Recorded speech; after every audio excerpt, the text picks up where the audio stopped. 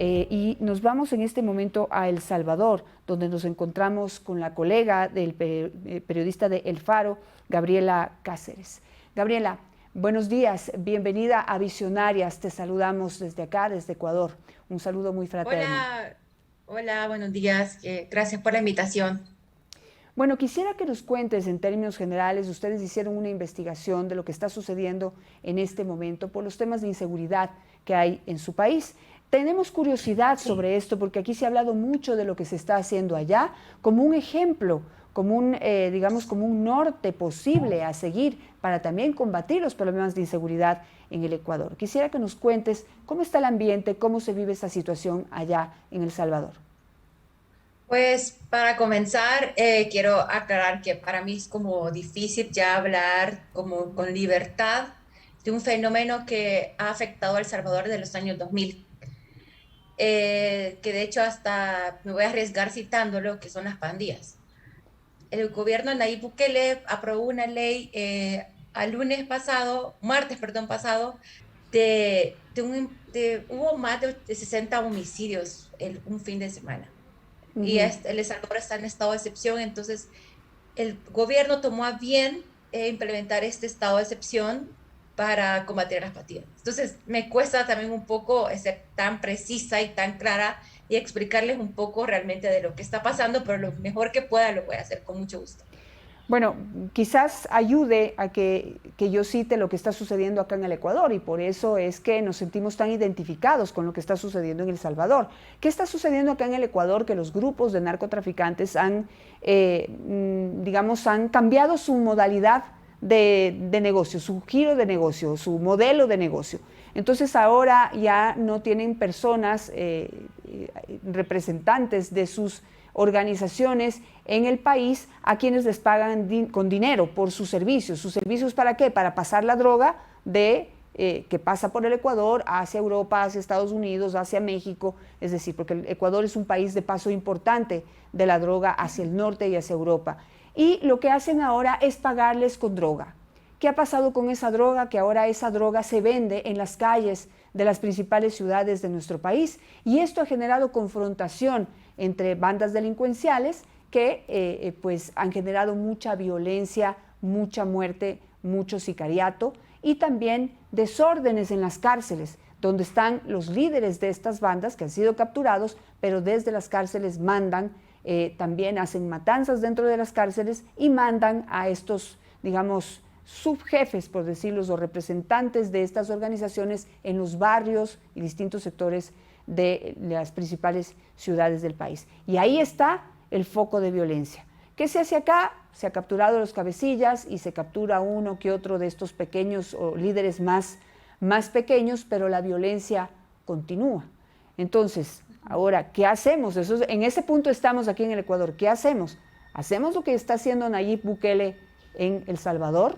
¿O cuál debería ser nuestro referente? Entonces, digamos que yo no entiendo la lógica de no hablar y de no poder. ¿Qué quiere decir no hablar? ¿Qué quiere decir que los medios de comunicación no pueden contar nada de lo que está sucediendo en las calles de El Salvador ni en las cárceles en este momento?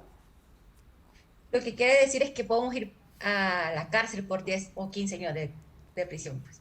O sea, eso es una preocupación porque podemos, a lo mejor ustedes observan una medida de seguridad efectiva. Lo que vemos nosotros los salvadoreños, lo que vemos más la prensa es unos inicios de un régimen que nos está empezando a coartar la libertad de expresión. Yo entiendo, se parece mucho su modelo de violencia, de crimen organizado, es bastante igual porque las dos estructuras, si las comparamos, son crímenes, o sea, son criminales, ¿no?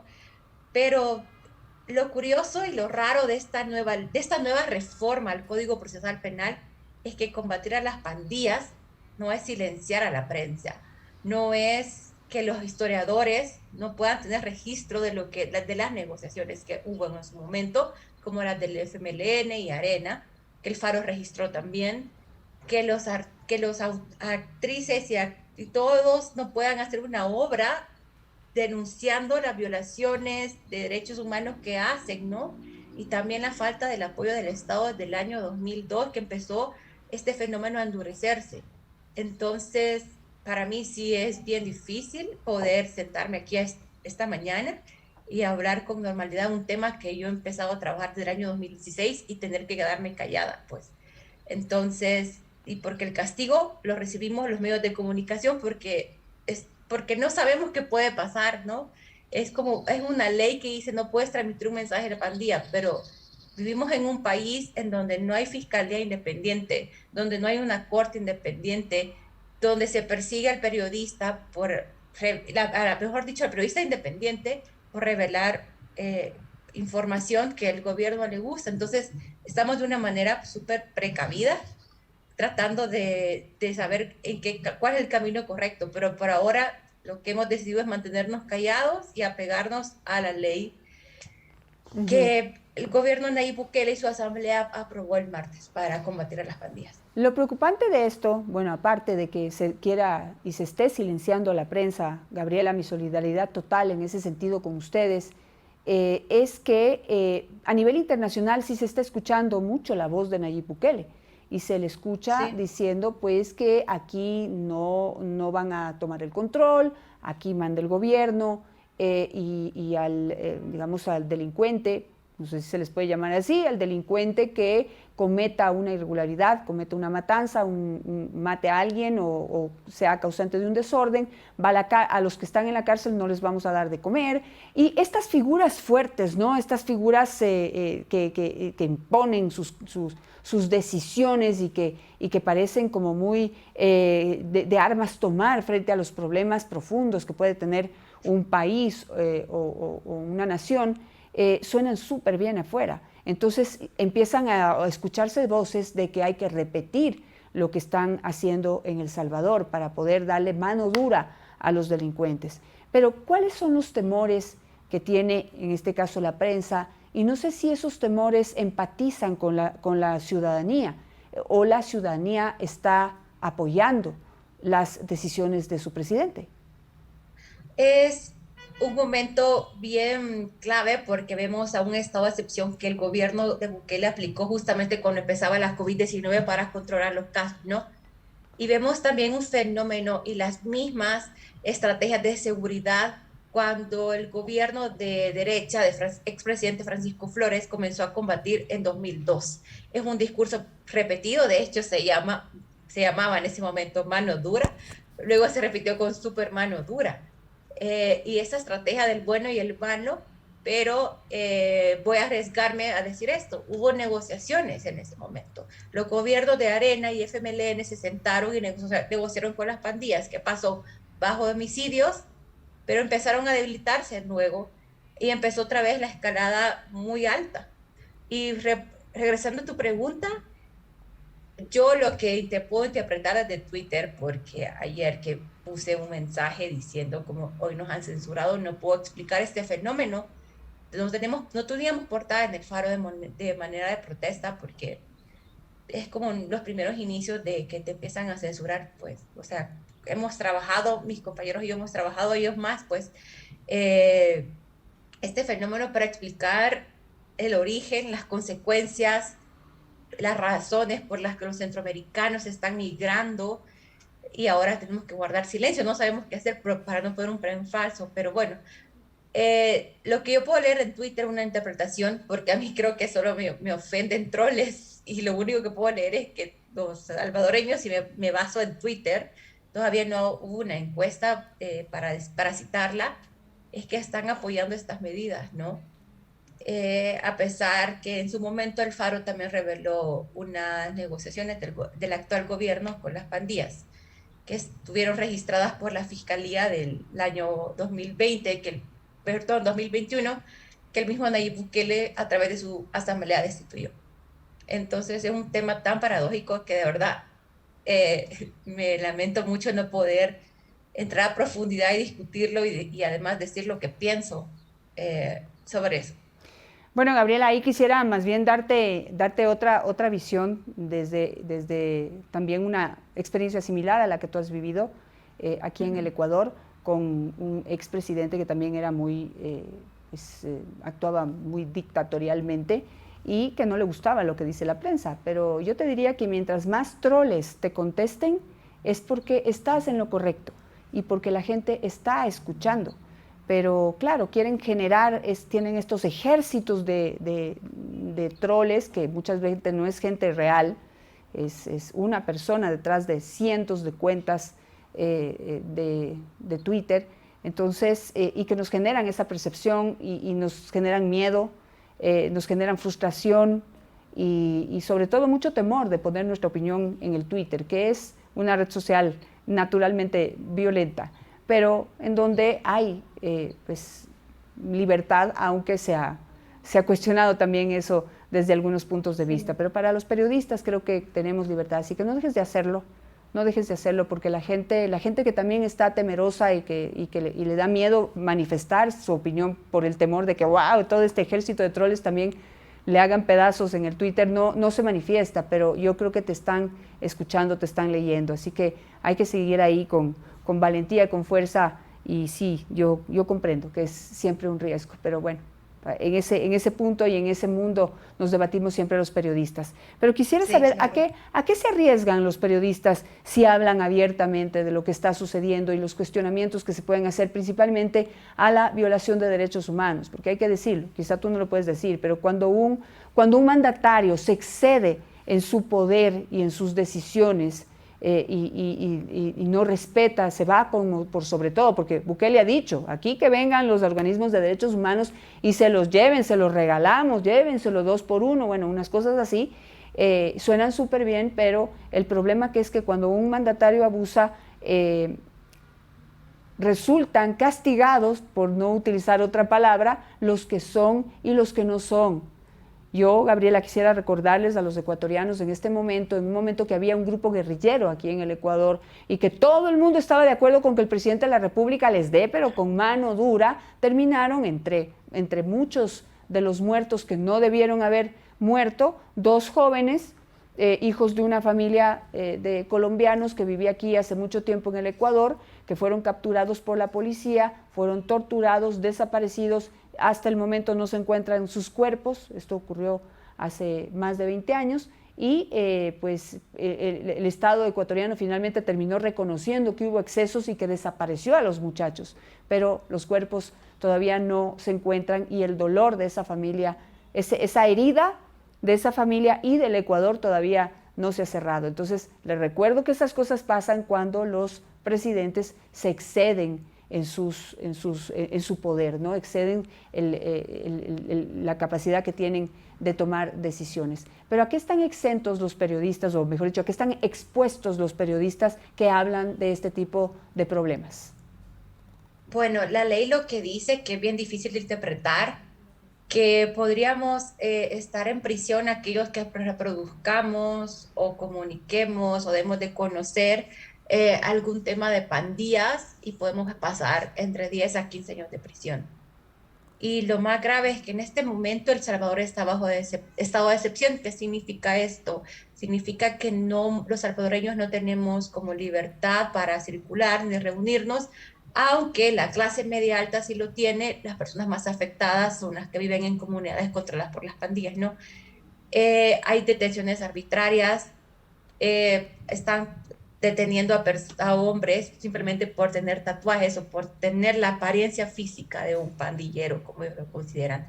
Y esto pasó en 2002 con el gobierno de Francisco Flores, con el plan Mano Dura, que empezó a detener a personas solo por ser morenos y ser como se vestían igual. Entonces, cuando iban a tribunales, lo que pasaba era que los jueces decían, aquí no hay prueba, no hay ninguna vinculación, los liberaba. Pero ahora lo complicado es, como vuelvo a repetir, que la Corte Suprema de Justicia la puso también el gobierno de Nayib Bukele y su fiscalía también, y eso pasó el 1 de mayo del 2021. A través de su asamblea, él destituyó a la Sala de lo Constitucional, que es el organismo más fuerte, bueno, sigue siendo, no sé, y puso a gente de su confianza. Lo mismo pasó con el fiscal general. Tanto los magistrados de la sala como el fiscal general eran personas que le marcaban a él, lo detenían de una manera u otra, y ahora ya no hay nada de eso.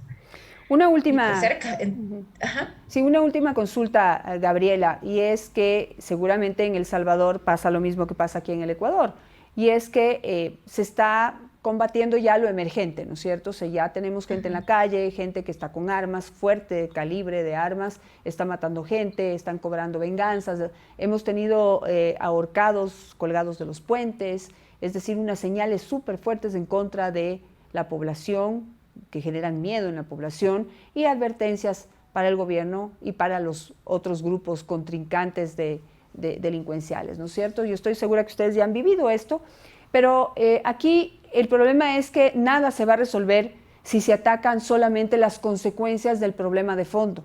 Y el problema de fondo es que aquí no hay trabajo, 7 de cada 10 ecuatorianos no tienen un trabajo formal, que la pobreza, la falta de educación, la falta de oportunidades, la falta de acceso a la salud. Esas son las bases y por eso ahí está el caldo de cultivo de la gente que finalmente se le presenta la opción de trabajar para los grupos de narcotraficantes y con eso tener dinero y pues de alguna manera no les queda otra opción. No sé si allá también ocurre lo mismo y cuál es el problema de fondo que deberían que en este momento debería estar concentrado Bukele en atacar y no solamente dedicarse a lo final, que es ya la reacción frente a lo que sucede. Básicamente lo que pasa en Ecuador pasa igual en El Salvador. O sea, son personas afectadas por la pobreza y teniendo esto en cuenta, desde mi punto de vista, el Estado ha abandonado a las personas que viven en los sectores, sobre todo a mujeres y a niñas y adolescentes, porque las pandillas captan a estas mujeres, pues, y, o sea, entrar a explicarles cómo funciona una pandilla, además de los nombres que tienen, los rangos, que son un poco complicados, no pueden haber mujeres dentro de la pandilla actualmente, por cuestiones de prejuicios y visiones sexistas. Pero desde mi punto de vista, los gobiernos y el actual gobierno a quien realmente debe proteger es a estas personas que ven al Estado, y lo digo con propiedad porque yo he hablado con ellos y ellas, protegerlas, darle educación, darles agua potable al menos, alimentos, y no castigarlos, porque en el momento en que una policía entra a estos sectores y empieza a registrarlos, a interrogarlos, empieza a causar los miedos, pues, y estas personas ven como, no hablo en general, hablo de los casos que yo he registrado, lo ven como quizás es su escape de salida, que además les puede dar dinero, protección y un estatus dentro de un rango de comunidad donde el gobierno o la policía que entra o los militares que entran son los primeros en ponerlos contra la pared, registrarlos y acusarlos. Entonces el Estado debería y debe empezar a implementar políticas públicas para acompañar a estas mujeres. Quiero hacer mucho énfasis porque ellas son las más víctimas de todo esto. También los niños y niñas, pero las mujeres son captadas para tráfico sexual, para prostitución, y yo he conocido casos que a veces hasta los 8 o 9 años, pues, y cómo le decís a alguien o denuncias a alguien que tiene una arma enorme y que te estoy de la vuelta a tu casa y si pasa algo puede matar a tu familia también. Entonces ahí debería de haber, debe de implementar políticas públicas para poder encontrar al menos la manera de proteger a la niñez, ya sea hombre o mujer, pero necesitan ahorita protección, porque también hemos visto fotos de militares registrando a niños, y eso es cierto, los niños están también comenzando a vincularse con las estructuras porque lo ven como también, como repetía al inicio, como una especie de salvación de un estado, de una comunidad donde no tienen nada, pues. Y es bien difícil. Creo que el primer comienzo para mí debería ser eso. ¿Cómo protejo a esta niñez si yo de verdad quiero cuidar a El Salvador? Así Porque los es. otros gobiernos no lo han hecho y lo que está haciendo el actual es repetir lo mismo desde el año 2002. Atacar como fuerza, acusar a quien no debo sin pruebas, pero esto ha ido más lejos. Ha modificado la ley y no sabemos cuánto tiempo realmente pueden pasar estas personas que han sido detenidas. No todos son pandilleros, y lo puedo decir con certeza. Hay personas que yo conozco con el que uno que voy a entrenar a kickboxing, que lo han detenido porque tiene tatuajes. Y yo sé su historial de vida y no es pandillero. Pero ahí está, esperando que sean los 15 días. No sé cómo se la está pasando porque ni siquiera podemos acercarnos a los centros de detención para ver su estado de salud o algo. Y la Procuraduría tampoco está como prestando atención a este fenómeno. Parece que su discurso se empezó a pegar más al oficialista que en Qué realidad a pena. su trabajo que debería corresponderle vigilar que el gobierno ni ninguna institución esté abusando de los salvadoreños y salvadoreñas. Gabriela Cáceres, muchísimas gracias por esta entrevista. Pues nuevamente reitero mi solidaridad con ustedes, con los periodistas de El Salvador, pero ustedes tienen la voz y la clave y tienen mucha credibilidad. El Faro es un medio muy respetado a nivel nacional e internacional y creo que ahí hay una tarea fuerte, difícil, pero que no debe parar. Y pueden contar Gracias. con nosotros, con sus colegas en el exterior. Desde acá afuera sí podemos decir cosas, sí podemos publicar fotos, sí podemos develar justamente este tipo de situaciones que están ocurriendo y que, como dices, la prueba de tu profesor de kickboxing es esa, que cuando se aplican medidas extremas caen los que son y los que no son.